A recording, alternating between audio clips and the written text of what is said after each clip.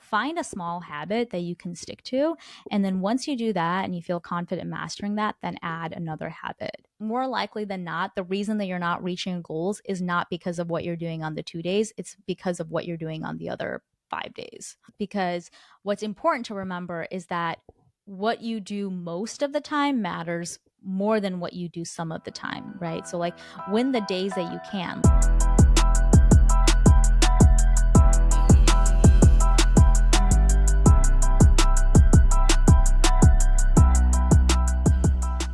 Welcome to Kula, the community for South Asian health. Kula is a Sanskrit word for community, which is what this podcast is all about, bringing together a community of the leading South Asian health experts to talk all things health, fitness, and nutrition. Poor dietary habits and lack of exercise in our community are leading to increased rates of obesity, diabetes, heart disease, and cancer, a negative trend that requires radical change. I'm your host, Krish Nandkeshwar, a health and fitness enthusiast, competitor, and coach motivated to educate and inspire the South Asian community to live healthier and combat disease. I interviewed the top South Asian health experts, including doctors, athletes, fitness coaches, and nutritionists, to share their expertise and educate us all on how we can live healthier that is unique to our South Asian identities. Thank you all for listening, and welcome to all the new listeners. So far, we have received very positive feedback, and I'm really excited to share the future episodes with you all. If you like what you hear, please like, subscribe, share, and spread the word. Cheers. For those watching, got the Mickey and Minnie coffee mug for today. On this episode, I interviewed Julie George, former online fitness trainer and current host of the Brown Girl podcast. She has extensive experience coaching several clients, specifically with the South Asian community. We dive deep into what it's like being a South Asian woman in the fitness community as a coach, even as an athlete, and what are the stereotypes and some of the struggles that she had to face, but also what are some of the wins. She breaks down everything we've been talking about in the Kula podcast, from diet and exercise, and makes it very practical. We talk about habit stacking. We talk about what your daily routine can be and how you can just win the day. I'm really excited to share this one with you all. Let's dive in. All right. Welcome back to the pod. Thank you guys for joining again. Today, I'm super excited to have Julie George on, who is a former online fitness coach, but she's just like the rest of us, doing a bunch of different things. She has a full-time job, was doing some part-time ventures with online fitness coaching, which she's now sunsetted, and is now a podcaster focusing on the Brown Girl pod, bringing it to light all issues with challenges, support system, everything with brown girls. And that's awesome. We'll talk a little bit about that. And then additionally, she has this new Malayalee dating platform going on. So really excited to bring Julie on. She's going to give some great advice on just her career path or in the fitness industry and what she's working on now. So Julie, how are you doing? Hey, I'm good. How are you? Pretty good. Super excited to have you on. So let's just start on what your background is. Malayalee, I'm guessing. Where are you from? Where's your Yes. family from? Where'd you grow up? Yeah. So hi, everyone. I don't know why I waved as if people can see me. Hey, everyone. So my name is Julie. I am really excited to be here. Thanks, Krish, for inviting me. But a little bit of my background. So I was born in Kerala, India. So I'm South Indian, Malayali Christian, and my family came to the States when I was 4 years old. We settled in Chicago, Illinois. That's where I grew up, where my family and everyone still lives. So yeah, I grew up in a very immigrant household. I studied accounting and finance in college, and then basically spent the last decade after college living in a bunch of different places and different parts of the country, currently calling Austin, Texas home. As you alluded to earlier, I do a bunch of different things on the side. Right now, I also run a podcast. It's called the Brown Girl Podcast. We aim to talk about all the things that culturally we've been shamed to not talk about, whether that's mental health, divorce, relationships, etc. And so I think my goal with the podcast is just to be able to normalize those struggles, because I think those are things that are very real in our community. These are things that real people go through in our community. And so I wanted to have a platform where we can just like talk about those things and normalize those conversations so that people who are struggling know that they're not alone. And then, yeah, I also have a background in nutrition and fitness, and we'll talk more about that today, obviously. But yeah, I spent several years working in that space, helping South Asian specifically, chances are if you're South Asian listening, you probably have at least a handful of people in your immediate family circles who have diabetes, high blood pressure, high blood sugar, whatever, right? It's so common in our culture. And so I wanted to be part of that solution to help address that gap in our community. And so while I'm no longer formally offering nutrition and health services, just because I've pivoted to focus on other projects, it is something that I'm still really passionate about and excited to talk to you about today. Yeah, thanks for that background. I'm very excited to, talk about what you are experiencing as a fitness coach, especially with South Asians, and also what this podcast is all about. I think, you're talking about cultural norms and some of the things that we shouldn't be talking, or maybe we don't talk about enough on the pod. Mm-hmm. So one of those could be health and fitness, right? With South Asians specifically. And so I'm curious to know, if when you were an online fitness coach, what were your clientele base like? We discussed it before, but a lot of South Asians in general. And what were some of the challenges that you were seeing with them coming in? Were they, unsure of what to do fitness wise or nutrition wise? Is it something that they weren't comfortable, or there's some stereotypes that they were trying to break through? What are your insights on that? Yeah, absolutely. I mean, I think, especially in the South Asian community, there's so much pressure around other things. Like for me growing up, I didn't grow up in an environment that promoted health or fitness or anything like that. My parents actually discouraged me from playing sports because to them, sports meant injuries, right? And so in their mind, all I was supposed to do was go to school, come home, and that's it. And so I think, when we think about like our community as a whole, there's oftentimes so much pressure around other things, whether it's career, whether it's education, our studies, getting married. And I think those cultural values are so central to our community that it makes anything that's not one of those four or five that I mentioned seem like a non priority. And so I think, we see that with health and fitness, especially in our community. Like, when you think about some of the stats that are specific to South Asians, we have a higher risk of heart disease and cardiovascular diseases than any other ethnic groups. We like develop coronary artery disease like 10 years earlier than other groups, right? And so I Yep. think some of the things that I was specifically seeing with South Asians was just not, I mean, one, there's a lack of role models and like support systems. So like just not knowing where to begin is a huge one. And I think, you know, the diet culture and the internet has just inundated everyone with so much misinformation as a means to sell things. I remember one stat that I was reading from maybe 2 or 3 years ago was that the diet and weight loss industry is worth $71 billion. So that's like insane to think about the industry, and they really do prey on like our insecurities and propagates this idea that like weight and looks are what defines your worth, and they use that as a means to target vulnerable people to sell fad diets and cleanses and juices and things like that. And so I think there's definitely like a lot of misinformation out there.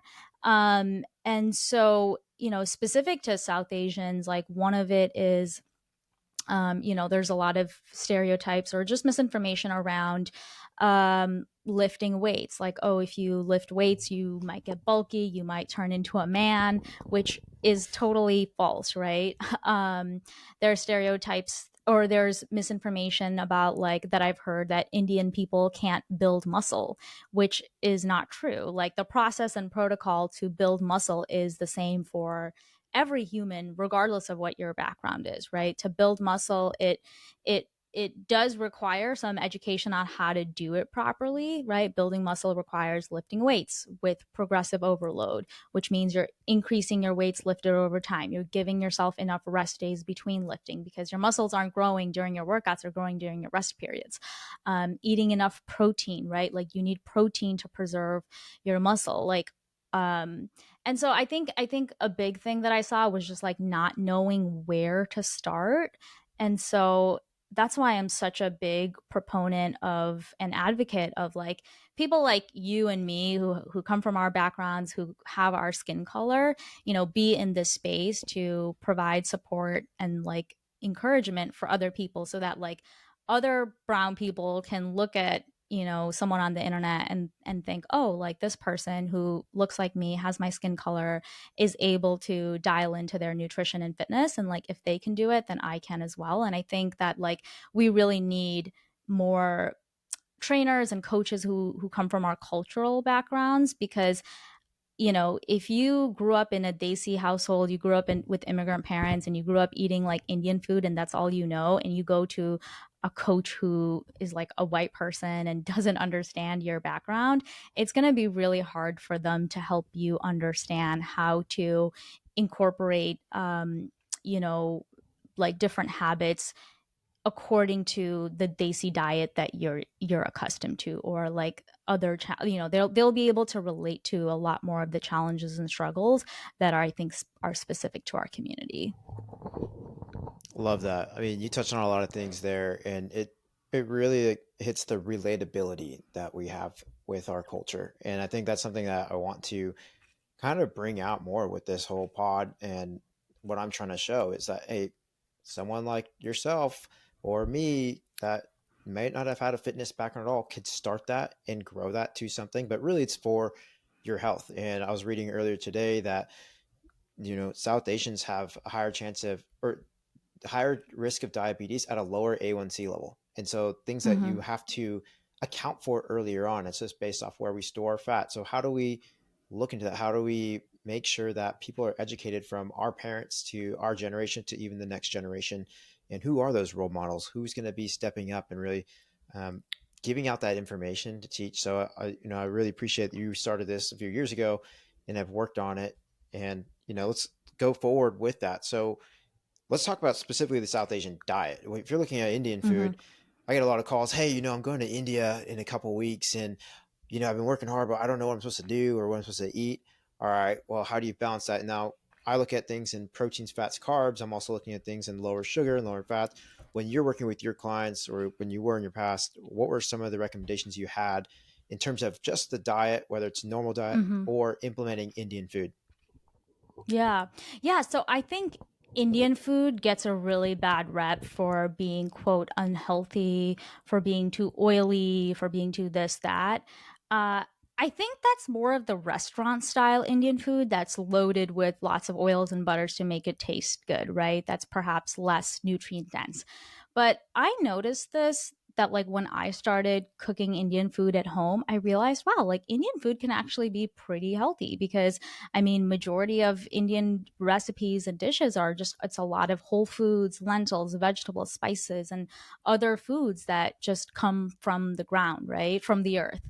Yeah. And I think one struggle with Indian food specifically is learning how to eat Indian meals that can be more balanced. So you mentioned carbs, fats, protein, right? A balanced plate means that it has a good ratio of carbs, fats, and protein. So like growing up for me, I grew up eating Indian food every single day, like rice and different uh, side dishes that my mom would make. And so what I was accustomed to seeing, and I think this is pretty common in a lot of Indian households, is I would have this huge plate of rice, and the plate was majority rice, and then like a tiny amount of vegetables, whatever vegetable dish, sabji, whatever you call it.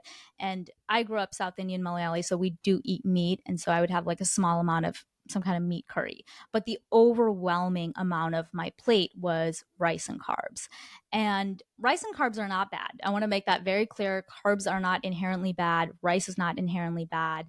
But, an excess of that can lead to issues. And I think a big part of why South Asians are more prone to all these conditions is because our diets, often the standard Indian diet, is so it doesn't have like a good proportion of like carbs, fats, and proteins. And so what I like to encourage people is to think about like portioning their plates appropriately. So try to build a plate that has half of your plate is vegetables, a fourth of your plate is carbs, and a fourth of your plate is protein. And so for the standard Indian Desi diet, that can be quite a shift, especially on the carb front.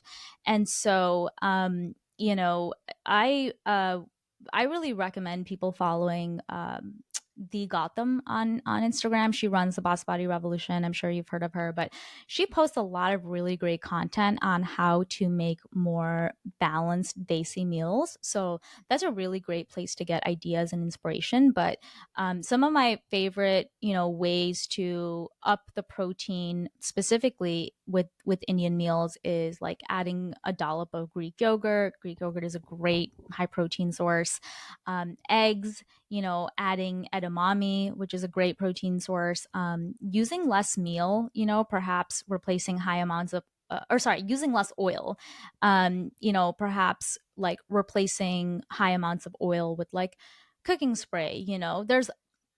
There's a lot of different shifts that you can make, but I think the main takeaway is that it is possible to eat desi meals and still reach your goals, but it does require some shifts to the portions and ratios. And I think that's a habit and a skill that will take some time to develop and hone in on. Um, but I recommend that's where people start, is like making your plates a little bit more balanced when it comes to carbs, fats, and protein.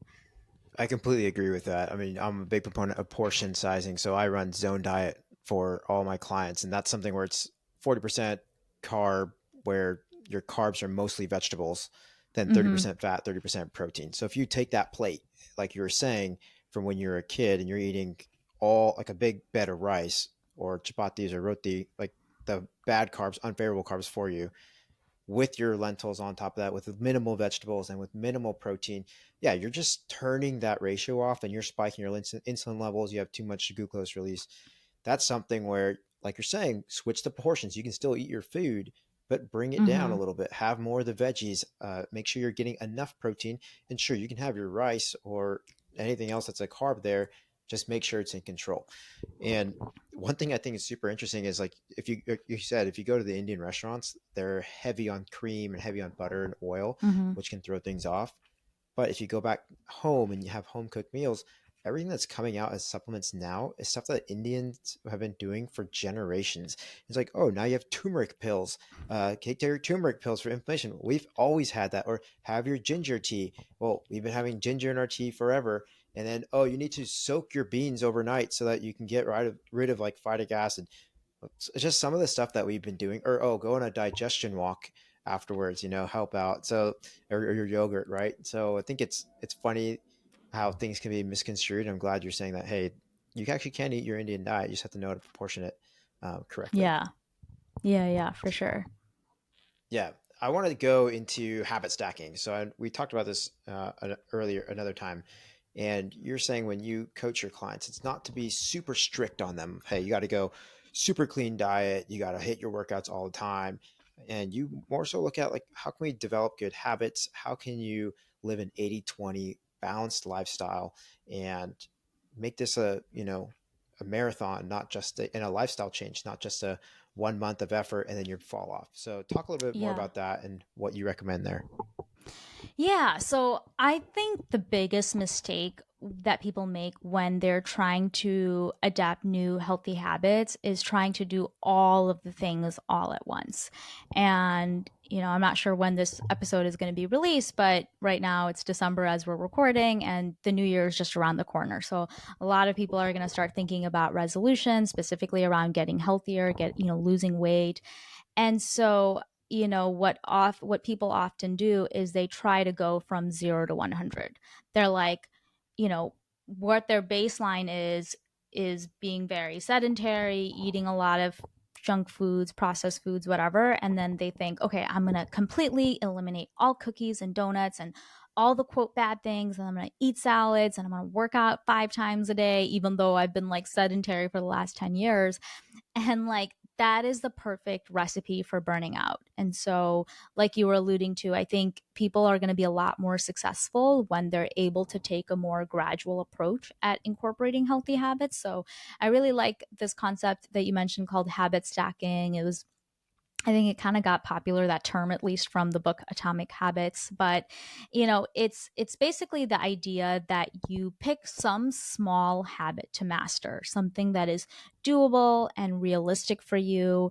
And once you master that specific habit, then you add something else to it. Okay, so there's a trainer online. His name is Jordan Lips. And I don't know if you've heard of him or you follow him, but one of his mottos that I really love is that he says, what is optimal is not always practical. So, for example, what may be optimal is getting 10,000 steps a day. But if your baseline for the last 5 years is getting 2,000 steps a day, then jumping from 2,000 to 10,000 may not be practical for you, even if it's optimal, right? And so, in that kind of scenario, if you want to change your habits around movement, if you kind of think about it from like a habit stacking perspective or approach, if you're used to getting 1,000 or 2,000 steps a day, maybe you just commit to a short daily walk that can help you reach 3 to 4,000. And once you master that and you make that part of your routine, perhaps you can increase to 5 to 6,000 steps, and so on.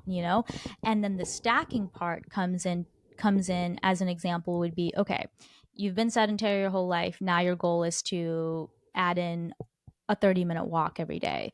And once you've done that, then maybe once you've mastered that and gotten used to it, then perhaps you can swap out, two of those walks for two purposeful workout classes and just slowly go from there. And so I think taking that approach will allow people to have a much more sustainable way to reaching their goals. Same thing with eating healthier, right? Like instead of doing a complete pantry overhaul and throwing everything out, let's just think about how we can add more to our diet rather than take away, right? So, what I always encourage people is, if you, especially depending on what their starting point is, if they are accustomed to not eating any vegetables, I just tell them, hey, just add a plant to every meal. I don't care what it is, whether it's a fruit, whether it's a vegetable, just get into the habit of having some kind of plant at each meal, right? And then once you get accustomed to that, then we can talk about what is next, what other additional vegetables or fruits or whatever, how other ways that we can make that meal more nutrient dense. But I think the big takeaway is just to, find a small habit that you can stick to. And then once you do that and you feel confident mastering that, then add another habit. So that's kind of the approach that I encourage for people to build healthy habits. And then I think one other thing is just also reframing our mindset to not be all or nothing, right? People often have this misconception that if I'm on this fitness journey, that means I have to be 100% and like I have to do all the things. And that mindset often leads people to feel one day, oh, if I screw up one meal, then you know what, F it, I'm just going to eat everything the rest of the day. And so I like the analogy that I've heard in the past of, if you're driving a car and one of your tires pops, are you just going to slash the other three tires? No, right? And so I think similarly, like if you have one meal that didn't go according to your plan, that's fine. Like one meal is not the reason why you're not getting to your goals, right? Just get back on the wagon or whatever you call it, the next day or at the next meal. Because what's important to remember is that what you do most of the time matters more than what you do some of the time, right? So like win the days that you can. Like if you usually have like an average of like two social events a week where it's really hard for you to stick to eating nutrient dense foods, that's okay. Like focus on the other days, like win the days that you can, because more likely than not, the reason that you're not reaching your goals is not because of what you're doing on the 2 days, it's because of what you're doing on the other 5 days. Love that. So we're talking habit stacking, balance, a little bit lifestyle. Don't go all in. You got four tires on your car, you got three of them are going. If one loses, don't just give up on it. Just keep moving forward and allow yourself to fix it. And you have 5 days out of 2 days of trying to figure out. Don't beat yourself up either on those Hmm. things. Yeah. And Yeah. this Yeah, all, yeah, go exactly. ahead. Yeah, I was just going to say, like, consistency, especially we always hear about this concept of consistency. And I kind of shared about this on a social media story last week. But consistency doesn't necessarily mean that you're always doing the plan exactly as you had planned for. It's being able to jump back on the plan when your plan falls off, right? So, for example, my plan on a weekly basis is to work out 3 times a week. I like to get my lifting in Monday, Wednesday, Friday. And there's some weeks where I only get in one workout a week. And that's okay, but you know, I don't let that deter me from not getting back on the plan the next day or the next week or whatever. And so, yeah, like I said, I think it's more it's important to remember again that what you do most of the time is going to matter more than what you do some of the time. Right. And what is optimal may not be practical. I love that too. So Yeah. this all sounds great, but bring it into a real life example where, hey, Julie, like I get it. I need to do this consistently. I need to work out. I need to eat clean, but I got a 9 to 5. I got a family. I got someone to take care of. I've got other ventures I got going on, family events. I'm traveling here. What do you recommend there? Like, how do people implement this in a typical lifestyle where your day to day is stressful and it is busy? Any thoughts? Yeah, I think that it's important to figure out what you can prioritize, right? So everyone is going to be busy. And I don't like saying that everyone has the same 24 hours because everyone doesn't have the same 24 hours. But I do think it's possible for everyone to figure out what is practical for them to be able to incorporate. So for people that lead really busy lives, I've taken on clients who were not able to prioritize health and fitness at all in their lives in the past, and because of their schedules, etc. So I would try to brainstorm with them, okay, what is one small thing that you think you can commit to? Is it going out for a daily walk every day? Is it just waking up and drinking a glass of water? Like, thinking about one small thing that you can do is a really great starting point, because I think what often happens is when you make that first step in your health journey is always the hardest step to take, because that's the step that you have to take without any momentum. But I think once you do take that first step, it becomes a lot easier to take that second step and the third step. So I would say, pick one thing that you think you can commit to. Like, I always like to encourage walking because everyone can walk, right? Like, you can there's so many things that you can do just to try to get more movement in throughout the day, whether it's, hey, I when I go run errands, when I go to the grocery store, when I drop my kids off, or whatever, when I go pick up my kids, like, can you just park a little further away in the parking lot so you can get in some more movement? um, just like little things like that, like starting with like a 20-minute walk first thing in the morning, or going or at lunchtime, like instead of eating lunch at the cafeteria, or if you go into an office or whatever, like, can you go outside and swap that out for like a 20-minute walk? And so I think again, it just comes down to starting at a place that feels realistic and doable for you. And I think it's also, again, like reframing your mindset to figure out, okay, what are the things that I want to prioritize? Um, like, I think everyone has time for what they can make time for. So if you're a busy mom, for example, are there ways that you can perhaps talk to your family, talk to your spouse, talk to your kids about, how they can support you with your personal health and fitness goals? Like, how can you bring your family in to help with some of these things that you have on your plate so that you can free up some time to take care of your own health? Yeah, exactly. You're almost going what you're saying too, like getting extra walks and extra movement. You're tricking your body, you're tricking yourself into move more. right? And I mean, one thing you can do too is don't order on Amazon. Go to the store and pick it up. It just makes you Yeah. walk a little bit. I like that. Park a Y- little bit y- further away, and you know, Yeah. It's funny. I usually do curbside pickup every week for my groceries, and I just do that as like a time management save. But today I had to go run. I need to go run to the grocery store to do to get some coffee because I like ran out of coffee. And then I went on my app and I was like gonna do the curbside pickup. But then I thought, you know what? This is I haven't even gotten a chance to get outside today. I'm gonna instead go to the grocery store because now that's gonna force me to walk through like several aisles and I'll be able to get some movement in that way. yeah, I challenge you to park in the adjacent shopping center, so you have to walk across the street, and then I love get that. some extra, yeah, get some extra movement. And that's awesome. That's a really good. I mean, for me, like I'll have a training day. Even like I work out a ton, and there's certain days like I do not want to work out at all, and Hmm. it starts with just that day to day of like, let me just get warming up. Let me just start, get on the bike, start moving a little bit, and then you stop thinking about it and you start getting into it. So get moving. Maybe just, hey, Totally. go on a walk, get that stuff going. And it's putting your phone alarm. It's like getting out of bed, right? Putting your phone alarm right next to your bed versus putting it across the room where you have to get up to go turn it off in the morning. Yeah. And Yeah. so I love that. I love that, those Yeah. thoughts. And like, you know, I don't, for me, like, I don't always want to work out. And sometimes that's okay. Sometimes it's just showing up. Even if you're feeling like 60 to 70%, the point is just that you at least showed up. And I think, Yep.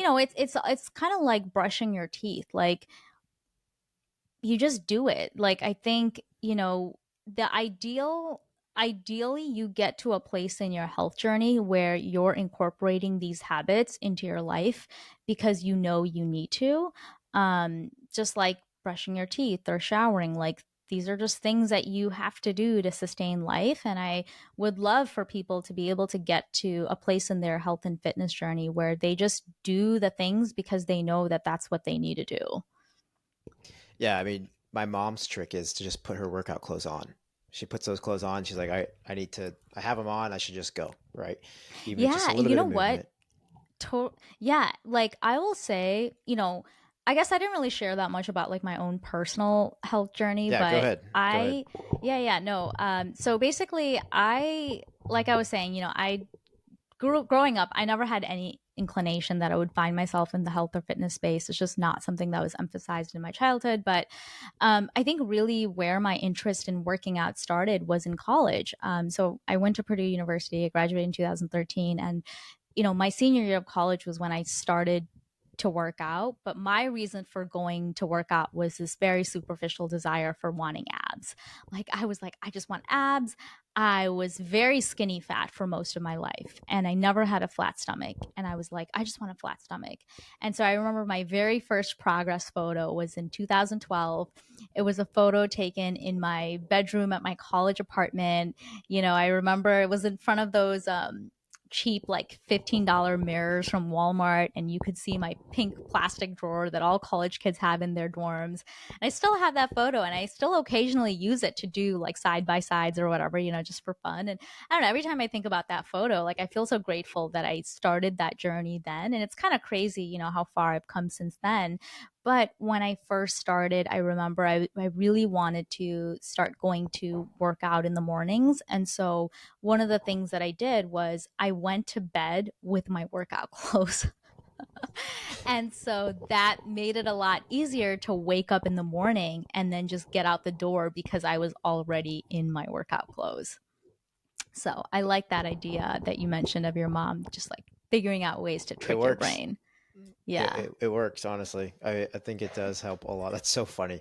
Yeah, I think we've all been there with those college dorms. And I didn't have a pink drawer, but I had the IKEA or in Target stuff. Yeah. That definitely worked. Yeah. Uh, love that. Like, I want to go in. So, like, you're speaking on yourself, on your own journey, which is great to see that, hey, you started from maybe not even having this thought in your mind of being in the fitness space, but you kind of grew to Mm-hmm. that for a certain goal that you had, whether it's aesthetic or health related. It doesn't really matter. It's a goal that you created for yourself that you wanted to achieve.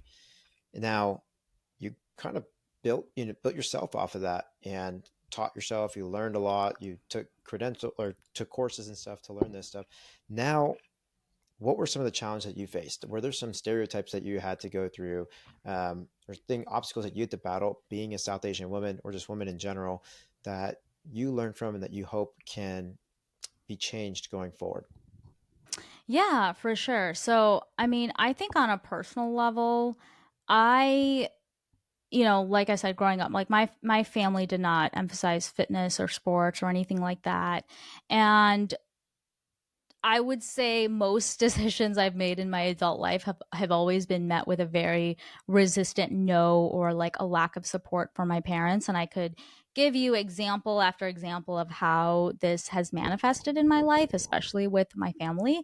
And so I think when it comes to health and fitness, I mean, my parents have, their brains are like inundated with all sorts of misinformation. And so I remember, and not just my parents, but like my aunts, my uncles, my whole family. I remember one time I was at a family party, and I think I was just sharing about how I was going to the gym or something like that, and someone in my family said, it was one of my aunts, she said, "Oh, why do you work out? You're already so thin." As if, she's like, "You don't need to work out. You're already so thin." Completely overlooking the fact that we have members in our family who have different diseases and syndromes that are directly a result of not exercising enough and like taking proper care of their health in their earlier years. My mom to this day still tries to convince me not to lift weights, because she thinks that lifting weights may mean that my uterus will fall out. Like those are exact words that she said to me. Like, don't lift those weights, your uterus is gonna fall out. And the most ridiculous thing, I have one more story. I remember a few years ago, I went through this breakup. It was like, I don't know, 3 or 4 years ago. And this guy that I was dating, I thought I was going to marry him.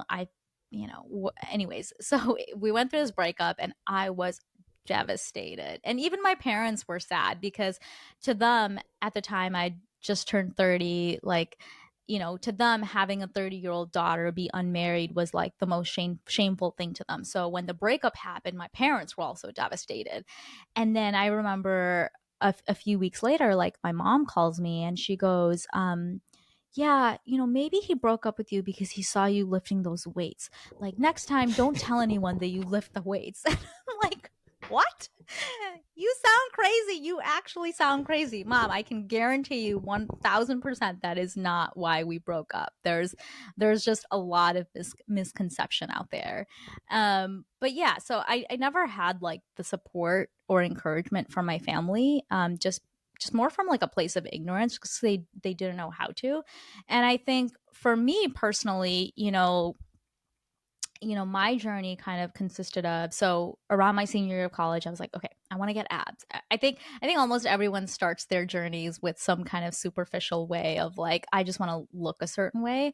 And so I remember I would go to the gym. I didn't know anyone else that was working out. Like I didn't really know any other girls, especially like women that would work out, or I didn't really know what I was doing. So I would just go to the gym, I would do a bunch of random exercises, not really have much of a clue. And then it wasn't until 2014 when I discovered CrossFit that I actually started enjoying working out for the first time. It was the first time that someone taught me how to lift weights, how to use a barbell. I think the CrossFit industry, I saw that you also do CrossFit or did CrossFit, so I'm sure you're familiar with this, but there's a really low barrier to entry for CrossFit gyms. So there's a lot of shitty CrossFit gyms out there. I would say there's probably more shitty CrossFit gyms than well run CrossFit gyms. 100%. Thankfully, yeah. Thankfully, this CrossFit gym that I went to for the first time, it was actually a really good gym. And now that it's been, 10, 12 years since then, like, and I've been to probably over 100 gyms, 100 CrossFit gyms specifically, I can say that that first gym that I ever went to was a really well run gym. Just really took good care of it, focused on teaching proper form, proper technique. It was a fun environment. I love the community aspect of it. And I think it was when I found it to be enjoyable, when I found working out to be enjoyable, that all of those intrinsic motivators started kicking in of like, I love the way I feel when I work out. I like that this makes me feel more confident. I love how strong I feel. And so I think that's the place that you really want to get to, where you've been in this fitness journey long enough to actually be able to experience those intrinsic motivators, because those intrinsic motivators are really what's going to keep you going. um, Wanting to get abs and getting abs is not going to be the reason why you keep your, stay on your fitness journey.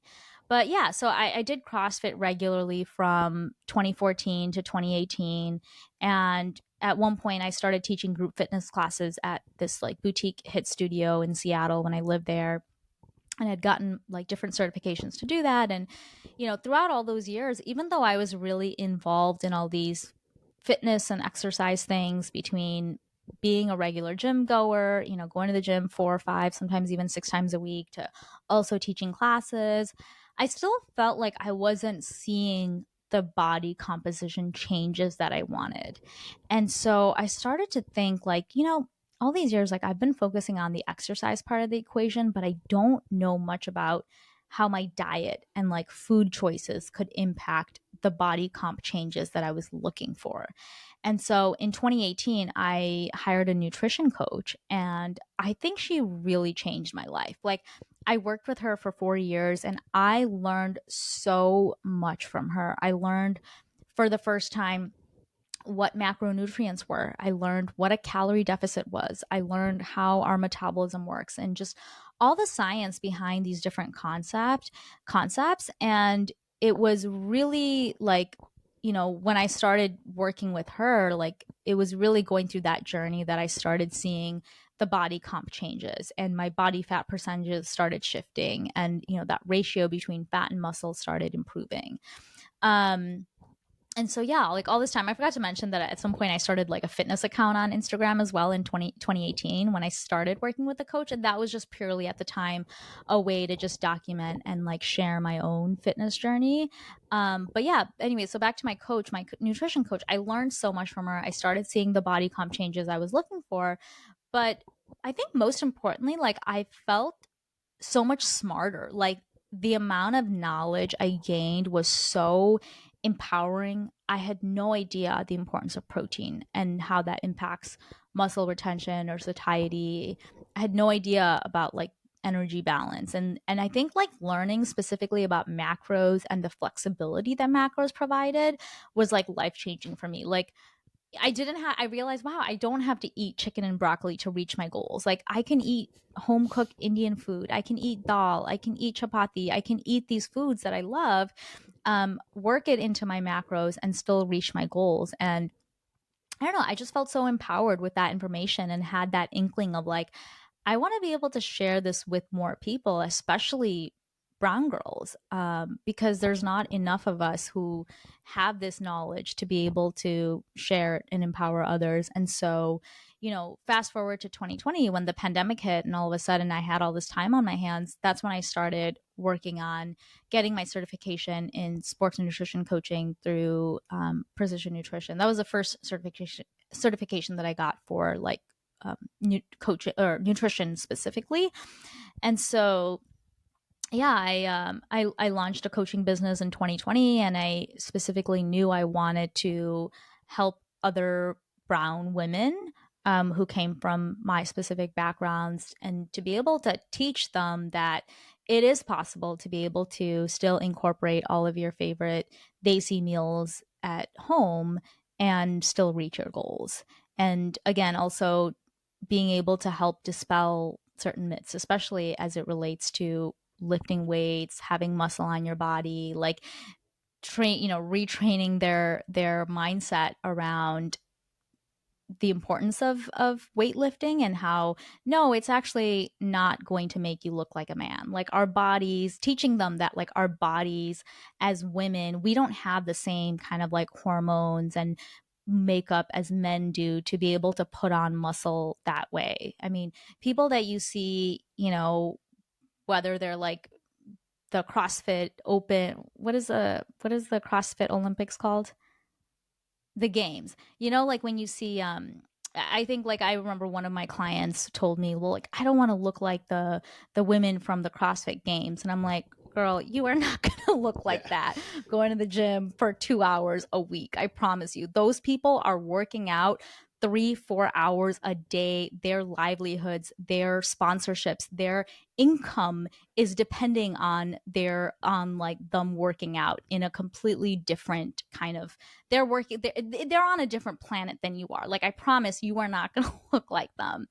And so yeah, I think like teaching women that like the tone quote, like the aesthetic that most women are looking for, like that's one thing every girl would come to me, or every woman that would come to me is like, I just want to look tone. I want to look tone. And it's like, to be toned means you have to have enough you have to have enough muscle on your body and a low enough body fat percentage to be able to reveal the muscles that then creates that defining aesthetic. So to do that, you have to lift weights. And so I think that was what I felt really like fueled and like passionate about, was just being able to like teach women like that it's good to lift weights. You're going to actually reach the physical aesthetic look that you want by lifting weights. And then, that you can still do it by eating all of your favorite foods and desi meals and home cooked meals and things like that. Yeah, I mean, you touched on a bunch there, which is great. I mean, going from lifting weights, even if you look at one thing, especially in South Asian women, we as you get older, osteoporosis is extremely Mm-hmm. common. And how do you prevent that? One, you're getting a proper diet with your calcium, but lifting weights where you're creating that shear from the muscle onto the bone is so important. So you can't just walk all the time. You need that cardio and aerobic, but you need to lift weights. And then, yeah, if you're going to go for a toned aesthetic, you're right. You need to put on muscle mass, or muscle and tone, and then you need to bring down your body fat so you can really show through that, right? And I love hearing about your journey because I think it's extremely relatable with many women out there, where it's finding something that you like. And you came into a CrossFit gym not knowing much, where you're able to learn a lot, which then over years built up to get your certifications and then give back to others. And you Yeah. are doing that now in a different way. In a very cool thing to see is this whole Brown Girl podcast that you started. And tell me a little bit about that, what the mission is, what's going on there with the Brown Girl podcast, where you kind of put the online coaching, fitness coaching to the side, or away, and now you're focusing on this. So what's up with that? Yeah, so I am no longer actively pursuing health and fitness from like a business perspective. I think that I realized that after some time that I wanted to focus on other projects like the podcast and this like dating platform thing that I'll mention in a bit. But yeah, so with the podcast, I realized growing up as like a child of immigrants, daughter of immigrants, there was so many things that I felt like we never talked about, in our communities. Topics that were always brushed under the rug, topics that people felt a lot of shame or guilt about. And I felt like growing up, in Chicago, growing up around like a Desi community and navigating my teens and my college years and then throughout my 20s, I always felt so alone in like some of these things that I felt were very real to me, whatever it was, whether it was like different mental health things or going through a breakup or dating or relationships. And I just never felt like I had a space to talk about it. And I didn't really feel like I had people in my life that I could talk to about it, just because no one talked about these things. And so I think that's really when the wheels started turning about like creating a platform where we could more openly talk about these different things, whatever it is, right? Whether it's divorce or anxiety or depression, mental health issues, LGBTQ stuff, like all of that stuff, I think is so relevant and like things that our community experiences and are impacted by, but we don't have enough voices that are speaking up about it to be able to normalize it. And so that's one of my goals with the podcast is to just be able to create a safe space to have these open conversations, open and transparent conversations, so that people can know that like there's other people who are going through those same things and that they don't have to feel alone. So that's kind of my goal with the podcast. And then you mentioned this at the beginning, but I'm also the co-founder of a dating community called Fallen Malayalee, or FIM. And it's a dating community that's specifically like cater to the South Indian, like Malayali Christian community that I originate from. And, you know, that stemmed from my co-founder and I realizing that there was a deep desire for community centric dating, but also recognizing the challenges, the fatigue of online dating, geographical distances. Our my like the Malayalee community that I'm from were very like scattered all around the U.S. And then also there was just very little representation specifically within our community at the various South Asian matchmaking events and conventions that existed. So that's kind of what sparked the idea of like creating a community that was specifically caters to like this Malayali Christian South Indian community. And so we hosted our first speed dating event this past year in Dallas, and it was a huge success. We're planning to do it again next year, and currently working on launching, a few other ideas under that FIM umbrella too. So I think between that and the podcast and a full time job, I definitely stay very busy, but I like it. I think I'm one of those people. I realized I do better when I have my hands involved in a lot of different things. Like I'm able to stay a lot more productive and organized when I am involved in like a lot of things. So it it definitely is. It's a good balance right now, but I have experienced burnout in the past. And so to me, and that's exactly what was happening with like the fitness stuff, was I was taking on way too many fitness clients. I was still trying to do the podcast, and then I was like working full time and doing all these things. I was like, it stopped feeling enjoyable. And so that's when I had to kind of pump the brakes and do a whole self reflection and reevaluation of like, okay, what is it that I'm actually enjoying? And something's got to give, because I'm spreading myself too thin, and nothing feels enjoyable. So that's when I decided to like, wind down the nutrition stuff and focus on some of these other things. And I just decided I'm going to revert fitness and coaching and, the fitness stuff back to just being a hobby. And so I still have my fitness account. I think that's where we got connected through. I still like sharing videos and lifting videos and foods that I'm eating and recipes and things like that. And I still love talking about it. So it's still something that I feel very passionate about. And obviously think is very important, but just not pursuing it in like any kind of professional or business capacity. Love the inspiration to do so many different things. I think we operate very similarly, where you have a lot of like fires going at the same time and trying to figure out where you prioritize. How do you have balance? Because on top of that, you have friends and family that you want to spend time with as well. So, how do you just live your life and do that stuff? I love that you're working on multiple different things. I'm excited to see where the pod is going. Excited to see where the Fallen Malayali Love is going. It's like a tongue roll there. It's good. Malayalee love. It's Yeah, a play Malayali on Love. Yeah, words. Yeah. Malayalee love. no, it's cool. And as we wrap up, where can we find you? And like, thank you to you. It's been awesome. But where can we find you? So many different avenues. And any last words that you have? Yeah, so I would say if people want to connect with me, so if they're interested in listening to my podcast, you can check us out on Apple or Spotify. It's called the Brown Girl Podcast.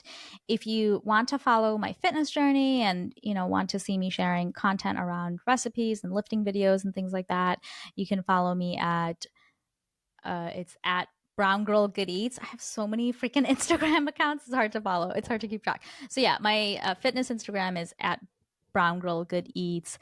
And I also have a free 6 week strength training guide that includes like a tracker for you to track your progress and has photos for how to, do those exercises. So, Krish, I'm happy to share that with you if you want to link that for people Sure. in the show notes. And then, yeah, if you want to follow my personal account, it's personal Instagram, it's at the Julie George. But I think as far as last words, I mean, I think what I would say is, my hope for our like South Asian community as it relates to specifically health and wellness is for people to realize that, we only have one body, and our body is our vehicle to move around on this earth. And so once it starts to deteriorate, it's really hard to undo years and decades of poor habits. So I would say, parting words is take a more is for people to take more ownership of their health. Like preventative health is the best thing for disease management. It's much easier to prevent the disease in the first place than try to recover from it after a diagnosis. I think you're a role model for a lot of South Asian women out there, and I'm excited to see where you're going to go with your next ventures. And I'll have to have you back on soon. For anybody that is inspired by Julie, I'll have everything listed in the show notes for you to reach out to her, or at least just follow her and see what her journey is going to be like. So, Julie, it's a pleasure. Yeah, thank you so much. Thanks, Krish. Thanks for having me.